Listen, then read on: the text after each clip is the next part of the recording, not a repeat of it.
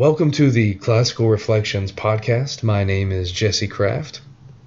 Today I'm joined by Dr. Matthew Nicholls. Matthew is an associate professor of classics at Reading University and a senior tutor at St. John's College in Oxford, where he received a bachelor's, his master's, and then ultimately his PhD in Roman public libraries. Matthew has published extensively on libraries and digital visualization, many articles, some books that you may have heard of that he's published are the 32nd Ancient Rome popular text, which came out in 2014, and 32nd Ancient Greeks, which came out in 2016. Matthew has one work in particular which is forthcoming. It is a book chapter contribution for teaching classics with technology, which should be published sometime in June. I happen to also have a book chapter in that same publication that should be coming out. And as we get closer to that date, I will be sure to let you all know so you can read Matthew's article as well as my own, in which we will discuss how using technology can help in the teaching of the classics.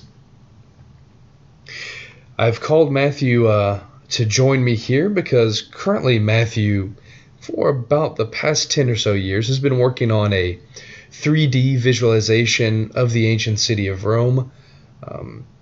Like myself, I have a map of ancient Rome, although mine is set in the age of Augustus. And Matthew, I think in the podcast will tell us he's somewhere in just about the early 310s or 320 or so there, just at the really at the peak of Rome's architecture and its development. In this podcast, though, Matthew will talk to us about his 3D virtual model of the city. He will share some tips, some pointers, and things about how to make a model. Some of the things that model makers like ourselves that we are confronted with when we don't have a lot of data or any extant buildings to support things. How to deal with conjecture, how to handle ever-changing research, how to incorporate the ever-improving technology that we use to make these models in the first place, and how to make our own models better and more accurate. And what does that mean actually to make a good model? What does that look like? We discuss some of those matters. We talk about Matthew's use of his model in his classes, how he uses model making to give students a more direct contact with the material. He'll talk about his use of his model in a large MOOC, which he has on FutureLearn. It's a free open course that anyone could take, and he uses that model to exemplify many of the various and wonderful aspects of ancient Rome. Certainly do encourage you all to check that out. Links to all of Matthew's work and all of the things that he's doing with the MOOC and publications and so on, those will be provided in the description of this video. So, without further delay then, I would like to bring you all Matthew Nicholls. Hello, Matthew. How are you? I'm very well, thank you. Hello from across the Atlantic. Yes. Matthew, where do you mind telling folks precisely where you are across the Atlantic? Precisely, I'm on the top floor of my house in Caversham in Berkshire. And Caversham is a Victorian suburb of the town of Reading, which itself is about 35 miles outside of London. Ah, beautiful. Yes. And for those of you who don't know, I am in the United States, in North Carolina. So quite a ways away, yeah.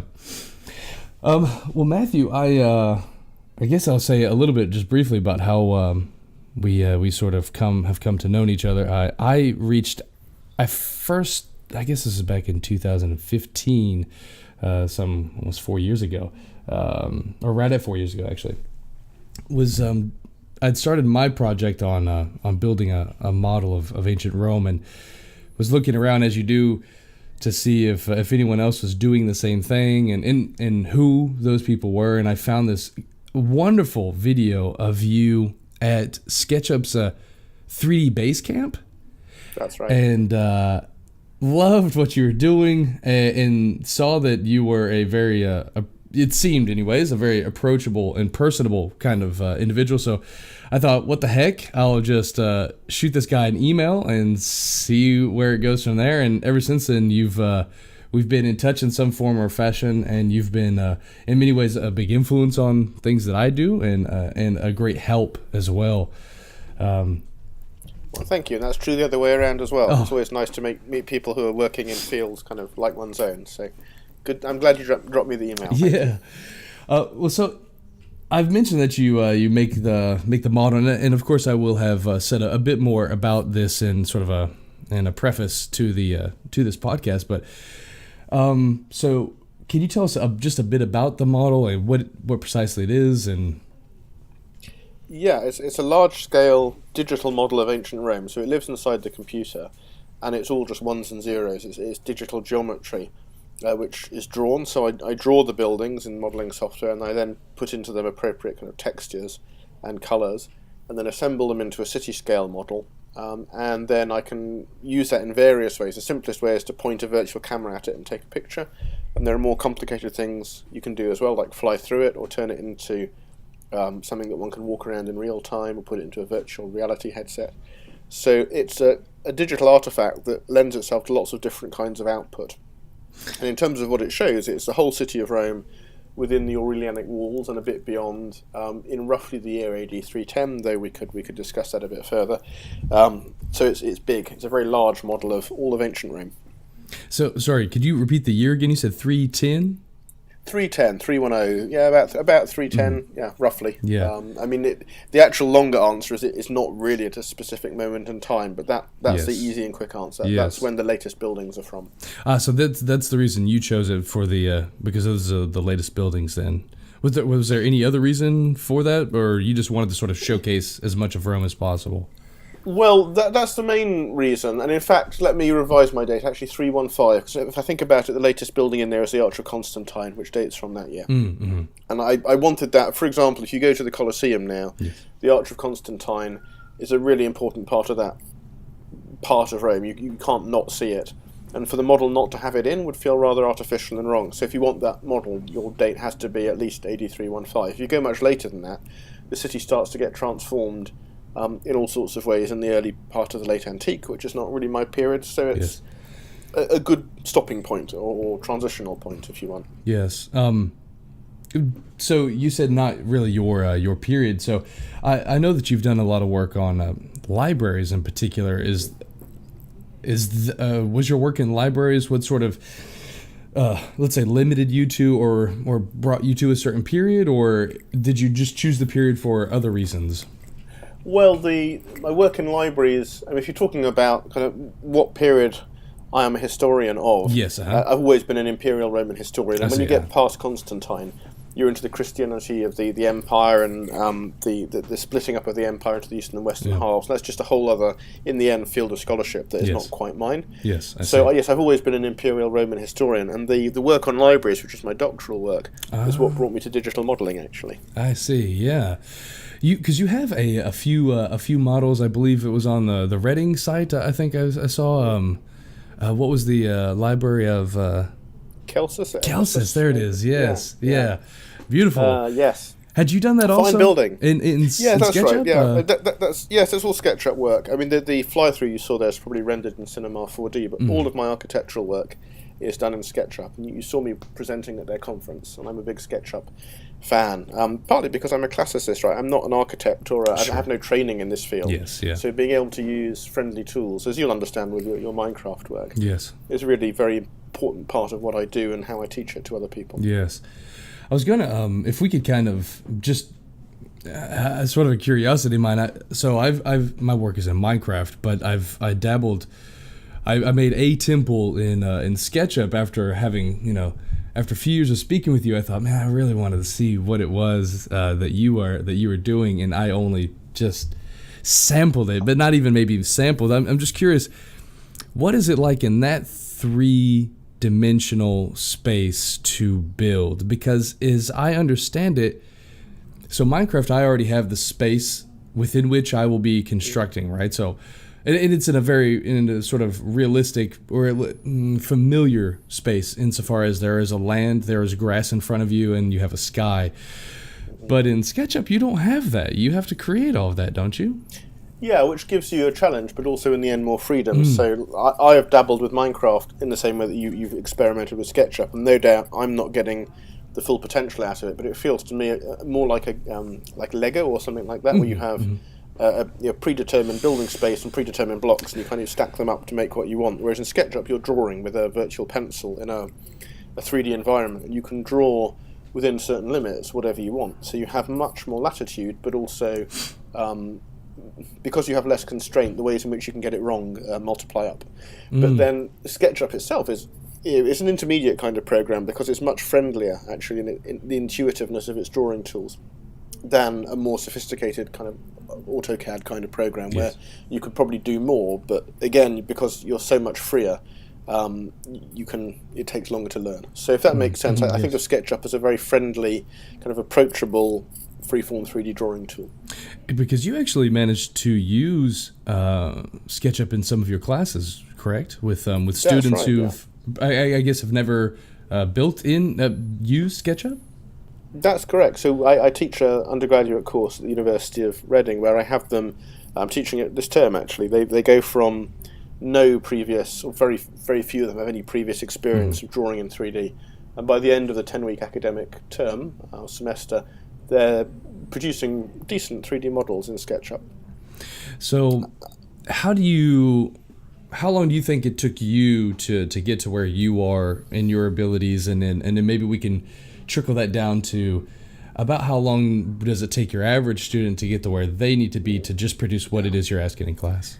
Well, I've been using SketchUp now for about 14 years, and I'm still learning it. So you can go on improving. Well, it's the same with anything, like playing a musical instrument or painting or whatever your particular hobby is. If you think I have now got perfect at this, you're probably wrong. I mean, you can always improve. Yes. And SketchUp itself changes, and one of the things I really like about it is that it comes with this galaxy of plugins and user-generated content. So it's kind of always, there's new stuff to explore all the time. And then beyond SketchUp, there are other bits of software that I use to take what I build in SketchUp and to light it up and fly the camera through it, do the rendering.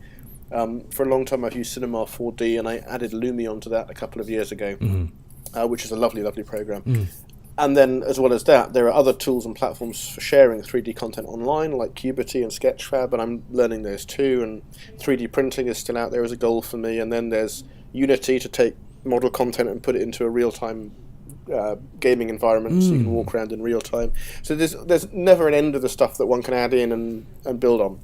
But in terms of actually drawing in SketchUp, to answer the question that you actually asked me, I thought I was pretty good at it within a couple of months of picking it up, and I was wrong. But it felt like I was making progress. Right. And with the students that I'm teaching, they go from nothing to producing really pretty nice samples of work. I mean, for example, that talk that you saw on YouTube, which is still there, at the end of that, there's some pictures of student work, and that's generated after 10 weeks of instruction, and they're getting 2 hours of classroom time in that 10 weeks, so 20 hours of instruction, only about half of which is actually software masterclass stuff, because the rest is about ancient history in Silchester. Yes. The methodology of reconstruction. So you can get pretty good at it pretty quickly.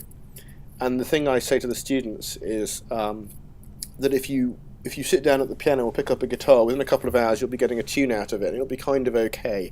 But if you really want to get good at the piano or the guitar, you've got to do the boring stuff, and you've got to learn kind of scales and harmony and musical notation, because in the end you'll get further if you get the basics kind of in order. And it's the same with SketchUp. If you learn how the program most efficiently wants you to create stuff, things like grouping and layering and efficiently drawing things rather than just kind of making a mess of clicks, you'll get further in the end, even though your initial progress is slower. Yes. So then for your students, did you perhaps produce a series of videos, or maybe did you sort of say, here are, I have found for you a series of like kind of how-to videos so they can on their own watch? And yeah, a bit of both of that. So there's a lot of really good instructional stuff all over YouTube, and I mean Sketchup's used by millions and millions of people, so there's just this world of user-generated content. Like anything, some of it's good and some of it's not, but there's a lot of very good stuff. So I do point them towards some useful resources. I also create them for myself, and I show them how to do stuff in class. And quite early on, people were writing me emails saying, that thing you showed us in class, can you just explain it again? So I'd start writing this long email about click here and go to that menu and then choose that command, and then realised this was stupid and started making videos instead and just emailing them the videos, or putting them up on we have this thing called Blackboard, a virtual learning environment. So I put it on Blackboard, and there it is. They can follow along then. Great. So once you've kind of given them the introduction to how to use the material, and they're kind of playing with it and they're starting to get some familiarity with it, then what are your sort of next steps when you want them to start producing something which is then characteristically Roman? So alongside the how to use the software bit, about half the classroom time is on what we think we're doing when we're making a reconstruction. Because in your work and in my work, what we're doing essentially is producing a visual proposition that says something about the structure that we're making. And almost necessarily that structure's not there anymore, or it doesn't survive totally, because otherwise what's the point of making a reconstruction? So there's always an element of working out how to fill in the gaps. And it's that we talk about. And I think for some of them, the people I'm teaching are undergraduate students in disciplines like classics or ancient history. And by the time they come to my class, they're third-year students, so they've got pretty good at reading literary texts, for example, and working out what an author is trying to put across to them, where the text might have an agenda or a bias, as they sometimes say, or at least kind of some kind of implicit or explicit agenda to it. So they'll be quite sophisticated readers, but then you'll show them a picture, and they'll say, oh, that's a nice picture, it must have been just like that. Like that critical faculty they're bringing to bear on the written stuff actually doesn't map across to visual stuff unless you stop and think and talk them through what choices has this artist made when showing the city in this way, showing the building in this way. Would you have done it the same way? Would you do it differently? What are they including? What are they excluding? So that kind of discussion about, I almost think of it as the ethics of reconstruction, or the kind of epistemology of it, if you prefer. Like, what are we showing? What's it based on?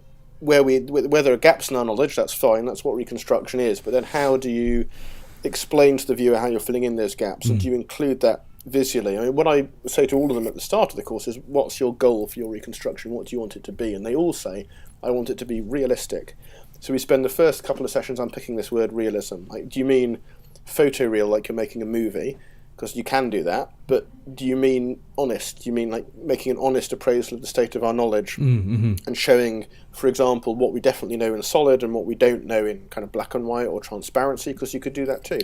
And are you making a diagram or a kind of an immersive? Do you want to take the roof off like a doll's house? Because that's not realistic, but it's really useful. Yes. So we have these interesting talks that try and kind of probe at what they think reconstruction can do as a tool for investigating the past or presenting the past. And that's kind of the other half of the course, alongside the actual technical how to use Sketchup bits. Excellent. So, no doubt then when you present them with one of the sources that we use when available, numismatics, right? And so you go to look on those coins, and you may see this representation of I don't know, a lighthouse or something. And what has that author, the artist done, right? They've sort of chosen those characteristics which stand out the most and are the most sort of indicative or representative of that, at least to them at that time. And then how do you go about filling in, as you said, those blanks, which is kind of you have to use conjecture, right? And where do you get that conjecture from? What's that conjecture based on, right? Where it can be on other similar buildings. So if you know, I mean, Roman architecture at least is fairly, it has a set of stylistic rules and precepts of construction that are fairly constantly applied. So you can tell when you're looking at a Roman building that you're not, for example, looking at a Chinese building or a Manhattan skyscraper or a English country cottage. Right? It's got a kind of visual grammar and logic that is its own, and that means you can transfer between buildings often. Mm-hmm. Things like the ratio of the width to the height of a column is kind of, Vitruvius tells you what it should be. Yes. So if you have the column base surviving and nothing else, you can measure how wide it is, and that'll give you roughly what the height should be. Yes. So the fact it's reliant on rules, and it's a kind of architecture of repetition as well. So if there's a colonnade, all the columns will look the same generally. Sure. Will have the same kind of moulding above them, and the roofing will do something kind of predictable. So epistyle, the frieze, and everything will sort of have the same similar ratios throughout. Mm-hmm. Because they're very reliant on tradition, and for them a building needs to obey the rules in order to be a successful building. So the fact that there's this visual idiom that you can draw on quite heavily means you can look elsewhere to fill in the gaps. I mean, with all the suitable caveats and warnings about each site is different. Essentially, if you're building a Roman temple, right, there are lots of Roman temples you can look at to get the rough idea. Yes. So comparison elsewhere is important. Mm-hmm. Whatever evidence you've got, you have to use. So you talked about coins, and coins are a great source of evidence for architecture in Rome especially. But Roman coins are small and round, and Roman buildings generally are big and square. So the monnier is always, as you say, not distorting, but choosing to show, like in many coins that show a temple, the columns are kind of pulled aside like a shower curtain to show the god sitting in the cellar. And that's not what they look like, but that's what they feel like to the Roman viewer. Mm-hmm. So you have to read around that and work out what useful information is there and what information is useless to you, or it's artistic interpretation rather than actual just showing you exactly what the building was like. Yeah, right. Because you got to imagine that in the instance of that of a temple, right, that would be more. It seems at least to be more an example of perspective. So if an individual is standing in the front, as you have done and as I have done, if you stand at the front of a temple at the steps or somewhere on the steps, in your visual field, the two columns that are in front of you, which typically form the framework for the cell behind line behind that, they would sort of appear to be a bit wider apart, and thus allowing you to see what's behind there. And when you represent that on a coin, I've seen some model makers who will space those two columns in the front. The intercolumnation will be considerably wider than the flanking columns, and I thought, well, I don't know that we necessarily have evidence for that, but I mean, normally when we have evidence is that the buildings don't do that. I mean, maybe sometimes they could, but I think what those coins are showing you really is that this is where Vesta or Concordia or whoever it is, this is where they live. Right. So the temple is not just a marble box; it's kind of the home of the god, and you want to put the god on the coin sitting inside her temple, and to do that, you just tweak those columns apart so you can see inside, and it might echo the viewer's experience of that central pair of columns being kind of the doorway pair, the framing pair, and they're kind of bigger in your field of vision. So it's a mode of viewing, but it's not necessarily what the building does. And also in a digital model, you can stand wherever you want. So if you want to go and stand in front of it and look up, you can get that effect. And you can change the camera field of view so that you get a kind of, I don't know what you call it, like a keystaining of the image, so that you can get that visual very first-person view if you want. You can also zoom out and look at the building from above. So you need to make it architecturally honest, and then you can put your viewpoint wherever you want later on. Yes, yeah. What about the ever-changing, let's say, data, the research on buildings? Every now and, well, I guess I can't speak about how often, how frequently it happens, but it certainly seems that I'm having to go in and periodically change various things in my own work. For instance, I'm working on a brief little video that I will do to kind of discuss the relationship between ancient Rome, because my model is right Augustan Rome, and so I want to discuss in that, while showcasing some of Rome, but I want to discuss how Egypt and Rome, interacted, and how important that relationship was in the period of Augustus. But in doing so we have that temple of the Iseum Campense, right? The temple of Isis in Serapis in the Martian Field. And so I was originally looking at a model that was made by it was a French model maker, I believe. The one at Caen by Paul Bigot. There you go. And I believe they were using, obviously, so already they're in the 300s in their model, if I'm not mistaken, 300s AD. And then, so the model of that particular temple that they're using doesn't, at least not according to many researchers of that particular era and of that particular temple, doesn't match on with what the Augustan temple would have looked like. And in fact, they had added a lot of Egyptian elements. I mean, while there were Egyptian elements in that temple, at least in the temple complex, it seems that the temple itself would have been would have had more Roman features to it. So it would have been more of a Roman temple as opposed to an Egyptian temple, which is distinctly different, right? If you've ever seen those. And so when a few years ago I had built this Egyptian-looking thing, then I had to go back and reconsider that. And this is something that I'm sure you encounter often as well. Yeah, a lot, and it's welcome. It's annoying, right? If you put a lot of effort into something, to have to go and change it. Yeah. But it's correct to do. And there are parts of Rome, like at the moment they're digging this metro sea line across Rome, the third line. And every time they put a backhoe into the soil, they dig up some ancient thing that then changes our picture of that part of the map and again delays the construction of the metro. And one of the biggest things for me was the complex of buildings around the back of Trajan's Forum, which are sometimes called the Athenaeum, the Hadrianic Athenaeum, but whatever they are, they're certainly a series of largish audience halls kind of radially arrayed around a curved piazza. And to my mind, they're decorated the same as the adjacent libraries, and they're starting to make a really interesting case for auditorium space and library space being co-located. So those have to go in the model. So I had to pull out what I built in that part of town and rebuild it. And there we go, and that keeps happening. Yeah. And we've recently had the Carandini Carafa Atlas of Ancient Rome has come out. It's a lovely 2-volume atlas with the second volume is all maps. And a lot of its reconstructions, some of them anyway, are quite radically different to the accepted stuff. I mean, and you may or may not agree with them, but you need to go and have a look and see what they've based it on. You start to realise that actually for some buildings the evidence is so limited and poor that it can sustain quite different interpretations, and just because everybody's always made the building this way doesn't mean you have to do as well. Yes. So I wonder, you'd kind of mentioned this before though, as a model maker who would like to portray publicly something that is research supported and as true and honest as one can do. I wonder how do you go about it? Maybe how should, just in general, if we were to sort of prescribe a way to do this, how should one go about presenting that information to the public and saying that here are these aspects of conjecture, and I've based it on these things, and do you color code them like you said, like you leave certain things in black and white? I mean, what do you think about that? Yeah, I've started doing that now, and I should have done it from the start, but I didn't think of it at the start 10 years ago, and I wasn't as good as I am now at modelling stuff and controlling. It's not just modelling, but it's kind of controlling the logic and ordering of a whole set of very complicated nested files where building components reside within buildings, reside within neighbourhoods, reside within regiones. And I want to be able to turn the colouring on and off on block.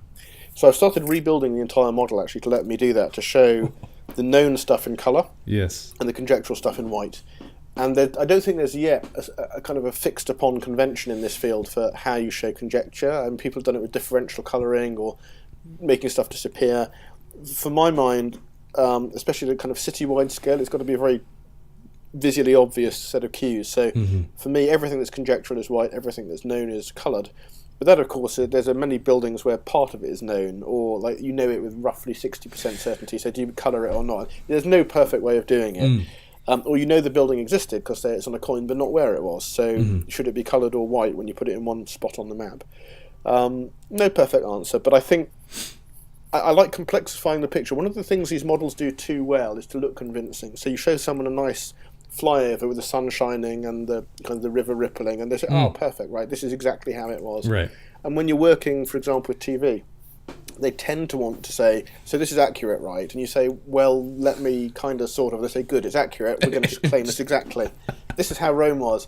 And so it's not just the way you present it, but the kind of the context in which you can explain to people what this reconstruction is doing. So in mine, there are no people, and I don't put people in partly because people are really hard and they take up a lot of computing space. Yes. And partly because for me, the moment you put people in, you're making a claim this is a really specific moment in time and it's kind of frozen daily life scene, and therefore the level of accuracy of everything you're portraying is kind of dialed up. Whereas if there are no people and it looks empty and sterile, it reads like a model, to me anyway. Yes. And so it's kind of modelliness is partly kind of deliberate almost like rhetorical gesture visually to say, this is a tool for thinking with. It's not a claim that this is precisely how it was.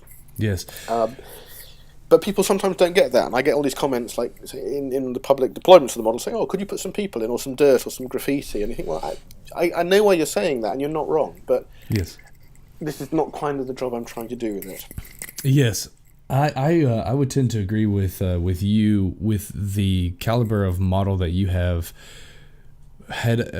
If I were doing the same model, so meaning that using a software that was capable of producing models with the accuracy that you're doing, I don't think that I would. That it would be tough for me to want to venture into introducing people and, like you said, graffiti and dirt and so on. Although I do find myself now, though, because my audience I think is a bit different. Well, it is a bit different than yours, right? So when I produce these models and these videos, they're going to typically middle schoolers and high school students, so teenagers and preteens, so having that different audience, they are sort of looking and expecting, and I think even the teachers are kind of looking for, can you put some people in? So I've started including more people, and that means I've got to do these skins for them, and I have to be careful with, what are they wearing, just in case someone, because this may be the only time someone sees one of these models. And yes, it's Minecraft, and it's fine, it's blocky, but I still have to be as truthful as I can be, and then it comes to the question of polychromy. I, as you know, put a bunch of colors where I have found them in various in research and so on. What do you what's your sort of take on polychrome? That's another area that I need to do more on. I mean, we are increasingly clear that statues and buildings in the ancient world were coloured. We find techniques for finding fragments of the paint are getting better and better, and people have written on this. So there's now been a spate of museums colouring up, if not their statues, and their casts of statues. Sometimes with extremely vivid colour shades that, to my mind, look a kind of... One of the things... The problem here partly is that we are really conditioned to a view of the ancient world as a kind of white marble world of timeless, idealised human forms and architectural forms, really an 18th century view. So when you start putting the colour on them, it's something kind of garish and disappointing sometimes.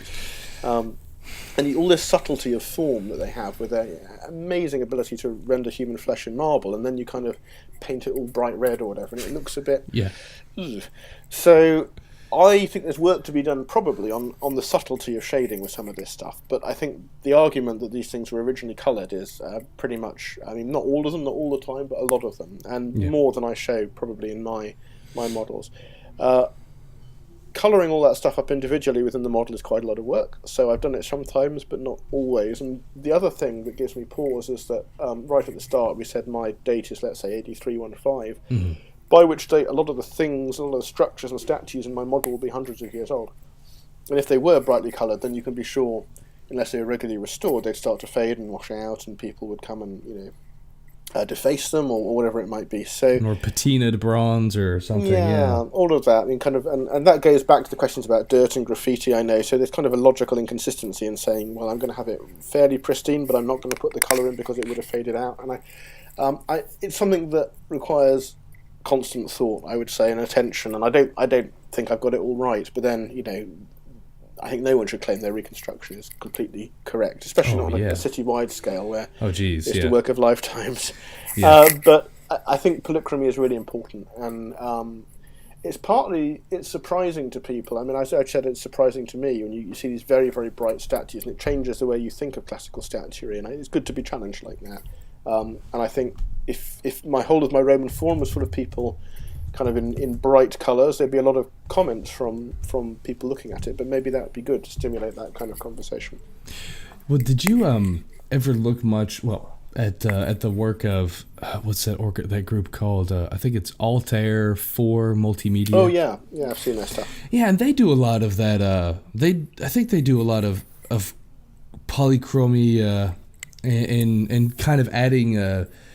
I think I recall seeing a model of their Palatine Hill, and they showed here's the prehistoric side, and then here's the sort of Augustan side, and here would be the high imperial side, and how things looked. And what do you think about their their work there did you?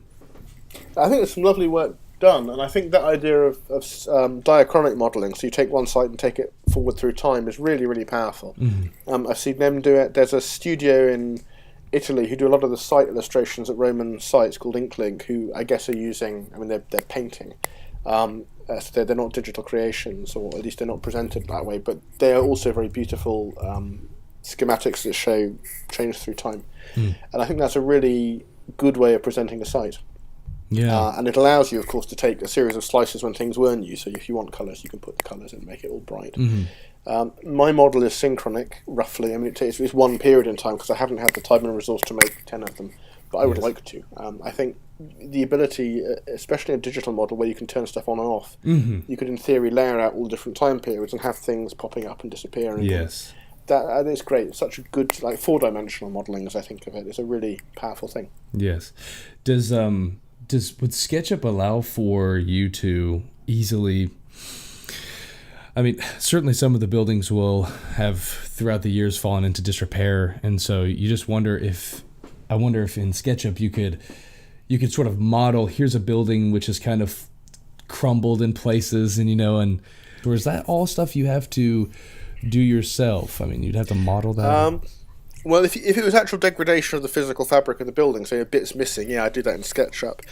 Where it's more like a visual effect, like a patina of time or a grime effect, there are ways of doing that in the rendering software. So if you're applying a texture to a building, like a marble texture or brickwork texture, you can add properties to that picture, which might be, let's say, the main visual channel is just a JPEG picture of some bricks or marble, but then you can attach various sub-properties to that involve how it displaces and reflects light, that will allow you to make it look older and shabbier, effectively. Yes. And then in Lumion, which is the architectural software I use, that has some very clever combinations of those things under the hood that present themselves to you as just a slider. You say, make this look old, and you dial up the slider, and ivy climbs up it, and it gets kind of grimy around the edges. Oh, nice. So that's an effective way of doing that if you want to do that. But all of that comes with a computing overhead. So at a city-wide scale, it starts to get very expensive with computing power. So in order to work on your model, what's your rig like? What kind of equipment do you need? What kind of a machine do you need to handle that? I got a bunch of different things. So I have an 8-core Mac Pro with, I think, 128 gig of memory and 2 very good graphics cards in it, and that's my main computer.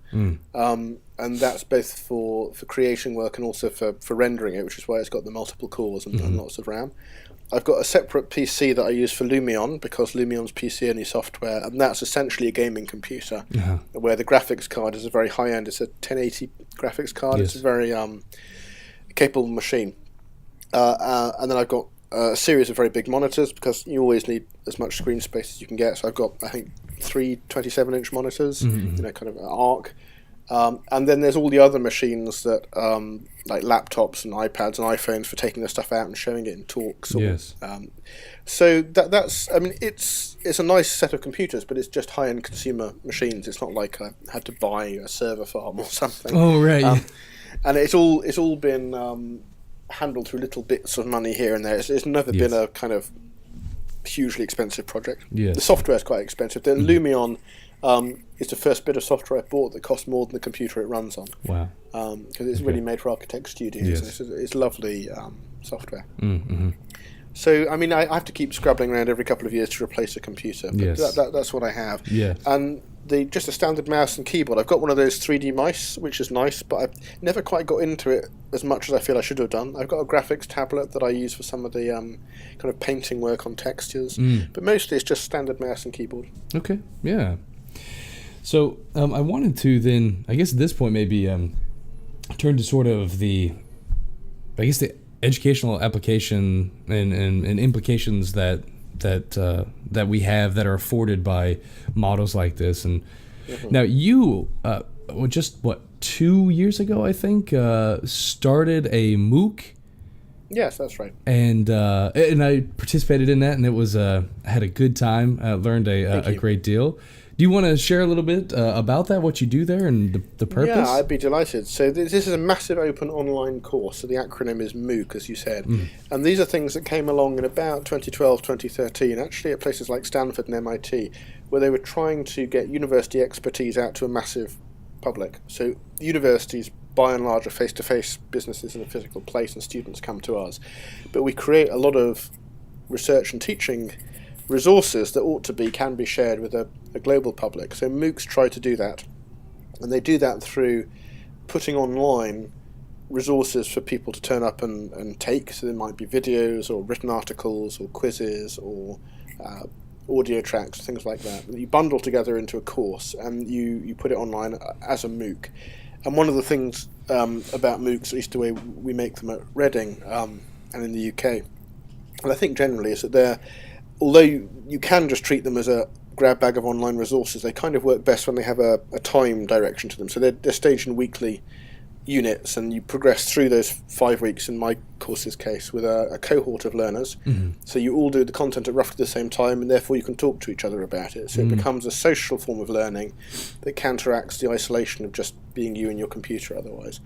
So it's a really good way of sharing learning. I think it's kind of it's an important part of the mission of universities, actually, if that's not too portentous, to kind of share our stuff with an interested public. And we already do that through TV work and popular books and so on, but the MOOC is just a good platform for reaching lots of people. So we made this course a few years back now, and we've run it 5 times. We've had about 30,000 people come and take it, which is pleasing. And they have some really lovely conversations with each other in there. You'd have seen this, that the learners kind of support each other through the course and chat to each other about what they've enjoyed, or what they haven't enjoyed, or what they want to learn next. It's a really kind of nice, lively environment. We're going to run it again in the middle of March, and then again in the summer, so kind of fairly regular deployments of this course. And that's with Future Learn, just in case anyone is curious. Oh yeah, please, if anyone wants to look it up, if you search Future Learn Rome, you'll find it, and it's free. And 5 weeks, about 3 hours a week nominally, which obviously you can do in your own time, just watching the videos and reading the articles and chatting, and it's really fun. And there you do an overview of Rome, of the city, but I wonder. So there's the other group that does Portis. That's right. That's Hampton University. Is it Southampton? Excuse me, Southampton. And I wonder if you yourself, though. Have you thought of maybe going a bit more specific to a region, or maybe of Rome, or maybe like a particular architectural element? So we'll do a series on political buildings, so the Senate houses and so on. I mean, well, that's sort of what we do within the MOOC in a way, in as much as the MOOC, as you say, is an overview of the whole city. But each week, we have these 5 weeks, we have a theme. I tend to think of it as a kind of vertical and horizontal division. So each week has as it were, a vertical theme, like a class of buildings. So political buildings is one, religious buildings, entertainment buildings. And kind of horizontally threaded through that each week is a complementary theme about how do we know this stuff. Because I think one of the things you can do in a MOOC, rather more fully than you can in, say, a TV documentary that's half an hour long, is you can kind of explore the limits and nature of our knowledge a bit with an interested audience. They all want to be there, right? It's free, there's nothing in it for them except the pleasure of learning. So they're there to think about this stuff, and you can start have the kind of conversation we've had about what Roman coins tell us about buildings, or Roman poetry, or inscriptions. Mm-hmm. So there's this other theme running through it of how we know what we think we know. I would like to do more, but these things are kind of expensive to make. So I was very lucky that Reading invested in this one. Oh, thanks, Reading. Yeah, indeed. And they've made, I think, 26 MOOCs now on a variety of subjects. Oh, wow. So if I wanted to do another Rome one, I'd have to get back in the queue. Yes. But it was great fun to do. Yes. And I think I'd like to think it was a real success. I mean, I far be it from me, but it did what I wanted it to do. Oh, yeah. And the fun thing about it, or one fun thing about it, was that because it's a digital education platform, a MOOC is a digital thing, it's a very good home for a digital product like my model, whereas putting that model in a book, for example, you just end up printing a picture, and it's nice, but it's static, whereas online you can fly around it and animate it, and I've given people bits of digital model to explore on their own phones or tablets or desktops, so they can kind of walk around inside these buildings a bit in there. So it's a much more sensible way of exploring this content, actually. Yes, and so in fact I was going to maybe talk a bit about that as well, this idea of sharing out models, because as you well know, like we touched on earlier, so often these models change. We gather new information, and we need to go in and update something or eradicate something, or whatever the case may be. And so the idea of sharing out a model, I mean, certainly it seems that a lot of model makers, I mean, you make it because you want it to be seen. You have some information that you would like to get across to people who otherwise wouldn't be able to acquire it on their own. But then there's this idea of, some folks will want to keep their models for research purposes. We're not ready yet to reveal this because we're still working on a particular concept. Or then others have that issue with, gosh, I'm constantly having to update this thing, and how do you... So I'm just curious, what are sort of your thoughts? I think UCLA... they have sort of an Augustan Rome model that's available, and you can sort of manipulate and fly through.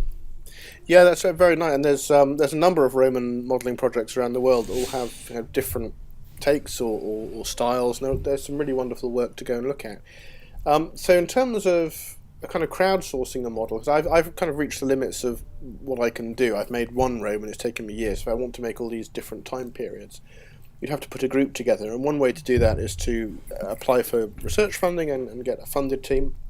And another one might be to kind of throw it open and let people contribute little bits of the model to have like a crowdsourcing. Now, I've not done that, but I can see how that would work. But you'd need some kind of editorial authority to make sure it didn't just turn into quality control, and also consistency. That you'd have to just where we know. For example, I mentioned the case of buildings where we know what they look like. We have a picture on a coin. We don't know where in the city they were. Someone would have to decide where we pin it in the map, not 3 or 4 different people with their own theories. So cases like that would require an editorial authority to resolve. So I think this will continue to evolve. Like, one of the things I try and do is to get people to make their own stuff. I've talked about how I teach it. So the more people there are out there capable of doing that and interested in doing that, the more scope there'll be for shared endeavour. But you want to retain the credibility of what you create. And I don't just mean I think I get it right more than other people get it right, but more that I'm the person people can argue with about my model. If I got it wrong, there's a single authority, me, who can be convinced to change it, and that's fine. Whereas a big collaborative project might be harder to have that kind of conversation. Yeah, absolutely. I was just thinking, I tried a few times to see if I could get some help with my model. And even it just being Minecraft, it's still this is my, I guess, 5th year, maybe going on 6 years, and I'm still not in a position where I think that I would publish the thing so that everyone could just go view it, because there are things that I'm constantly wanting to change and add and so on. But I mean, I'd reached out to a couple of guys who had put out some things in Minecraft. They had done some great work, and we talked a little bit about it. But then as I looked a bit more closely at some of the ways that they were creating, I thought, so not to denigrate, not to say anything bad about their choice and style, it just didn't mesh with all the other stuff I had already done. I already had a way for putting the epistyle and how, and they were using other materials for it, and it would have just,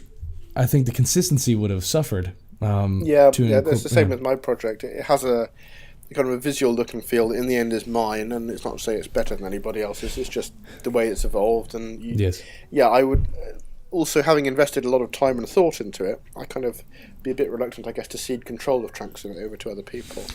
Yes. And that would be, the university also owns it and licenses it sometimes to broadcasters and so on, and that would start to complicate all the legal side of things as well. So it's more efficient to run it as a single project in some ways, but less efficient because it means all the labour is kind of concentrated through one pair of hands. So because you made yours as an employee of Reading University, it is their property? Is that sort of that tends to be how academic IP works, but we have a kind of they allow me to exercise some creative control over it. I would say it's my project, but generally that kind of thing comes into play when an academic invents a new molecule that cures cancer or something. There's big money involved. There isn't with this, but there is a sort of desire to protect the university's investment through me in creating it. Yeah. Yes, but you do have some of your models if I'm not mistaken, on Sketchfab. Is that true that you'd kind of put there so public could... Well, I've got something on Sketchfab, and also there's this server Cubity that I use where you can put things into Cubity and people can play with them on their phones. And both of those are really nice solutions with this, because what they're not doing is sharing the model itself. They're giving you a portal to explore the model. So it's not like I'm giving people control of the 3D data that constitutes the model itself. Rather, it's an online tool for letting people look at it and explore it. Yes. And that's perfect for my needs. Yes. And also, it's the user interface is a lot simpler, because one problem with sharing this stuff is, with the best will in the world, unless you know how to drive the software, when it arrives, you can't do anything with it. Right. Whereas, if you've looked at Sketchfab, or you have a look at Cubity, you'll see it's a really nice, intuitive, graphical, haptic interface on the phone, especially, that you can just play with and it works.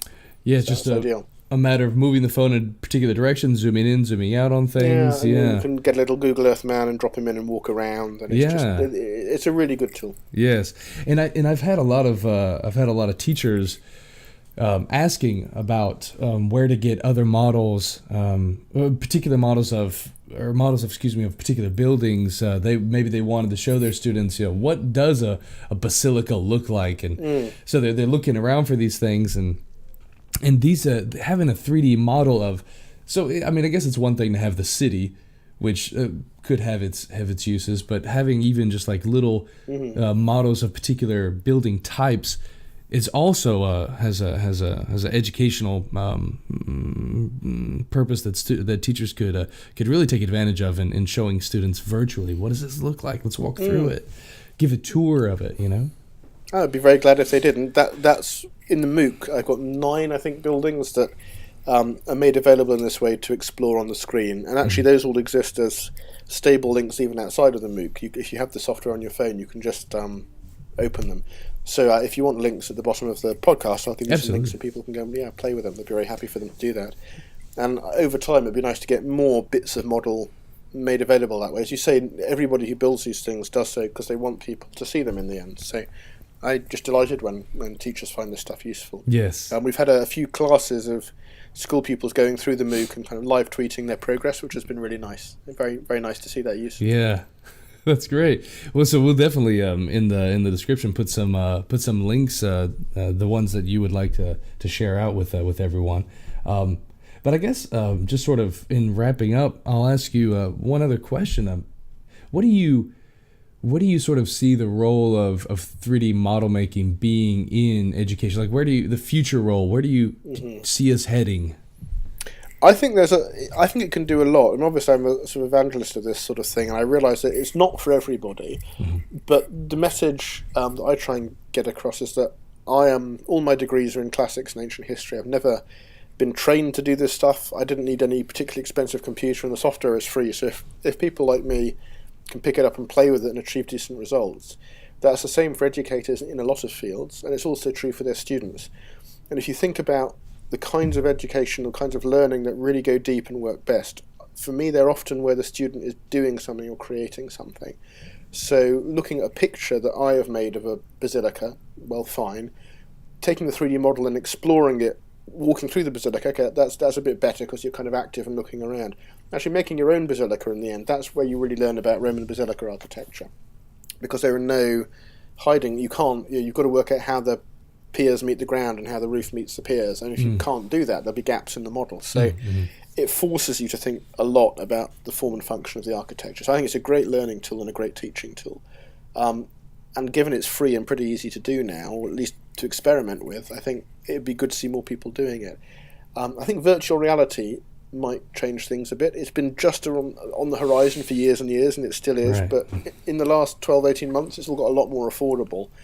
And you can imagine at the point at which it becomes a standard kind of thing for schools to have, a dozen headsets, they can, and when they become untethered, so you can wear them in a classroom without having 12 PCs to link up to, they've kind of got there now. And when you've got software that can reliably put that whole class into a single space with everybody's little digital avatars there, so you can put the whole class in the Roman Forum, right. And the teacher can stand up on the rostra and sort of give the tour. That's the moment at which it will suddenly become a really, really great classroom tool, I think. And we're getting there. I've seen experiments and that sort of thing. So I think there's a lot that this could offer. I mean, It's not to say it's the only thing anyone should ever teach with, of course not, but it's a really nice, vivid fun tool. That was one of the reasons why I've stuck with Minecraft for so much, even though, I mean, it is in many ways it can be described as a game, but because it has that multiplayer function where individuals, right now I've got my Latin 1 students in one of their projects, they're making a Domus Italica, and so we're in the virtual space together simultaneously working. So there'll be groups of 3, and they're all building together, and they're communicating. And then of course I've got my machine, and I'm flying in and helping kids and showing them in the game how to place building materials, and as opposed to standing over their shoulders and kind of sort of in their personal space. But I wonder though. That sounds right. And you say just a game, but games are important. I think things are fun. If you're studying Latin and it's not fun, I mean, why are you doing it in a way? Right, yeah. Things should be fun. It's interesting, right? It's a way of exploring a past world and helping to recreate a past world, and that's intrinsically fun and kind of a game. So yes. I think serious fun is a good thing. Yes, and I was going to say though, I wonder. I've seen this was a few years ago when I guess this VR was kind of. Well, it like you said, it's always sort of been getting ready to come out. But they had these, I think it was a battle game where a person is actually walking on a multi-directional track, and then they're completely surrounded. They have the headset and everything, and then they're actually because it was a battle game, so they've got like something that feels like a gun in their hand, and it's. But I wonder if ever. Something like that where you could actually build, so you're having to lift your hands and sort of. I wonder if that's something in the not too distant future. That would be fun. I mean, to do that, you'd need Minecraft-like components, right? Unless you could take it right back to basics and have a virtual hammer and chisel to carve out the blocks. Yeah. That should be fun. Yeah. What I have walked around bits of my Roman model in VR, and it's very, very striking. And even though I built these models, yes, when you're looking at them on a 2D monitor, they're kind of scale-free. You can just zoom in and out with the mouse scroll wheel. Yes. There's no sense of size. But when you're walking through them in VR, there really is. And you see how big these buildings are. I mean, it sounds silly because I should know how big they are. I've visited them, but yes. In VR with the vaulting back on, the roof back on, they're enormous spaces. VR is really, really significant, I think, in giving us a proper apprehension of how these buildings felt to be inside. So I'd be very glad to see more VR deployments, and that could be, building. Another thing I've done that's fun is a game called Eagle's Flight by Ubisoft, which is just... All you do is you fly over Paris. You're this eagle flying over a kind of ruined post-apocalyptic Paris. Oh. But it's really fun. You move by tilting your head, and it gets very intuitive, and the kind of eagle soars around. Okay. I think what fun it would be to fly over Rome, a bit like Imperial Eagle flying over Rome. Right. And you could kind of glance at a building and have the facts pop up about that building. Oh, I that think would that'd just be like a flying tour of ancient Rome. So it doesn't have to be ground level walking, although that's very, very good. But yes. Also kind of zooming over the city and seeing the landscape of it, I think would be fun. Yeah, that sort of God's eye view of things. Yeah, definitely, for sure. Okay. Well, is there anything else that you wanted to add there, Matthew? Well, I think you've covered a lot there. I'd be very glad if any of your listeners wanted to join us on this MOOC, either in its next run, which is March 2019, or if you're listening later on, if you search Future Learn Rome, you should find the next run. It's always nice to have interested folks on there. And so what I'll do is I'll definitely put a link to that. Like I said, I took the course and learned a great deal, which helped me even in my own work in model making. And so I think this would be fantastic for teachers or just individuals just generally interested in it. So I'll definitely put a link to that in the video. Thank you. Well, that's I guess that'll do it then, Matthew. I appreciate you immensely for taking this time to talk with us about this. Thank you for asking me.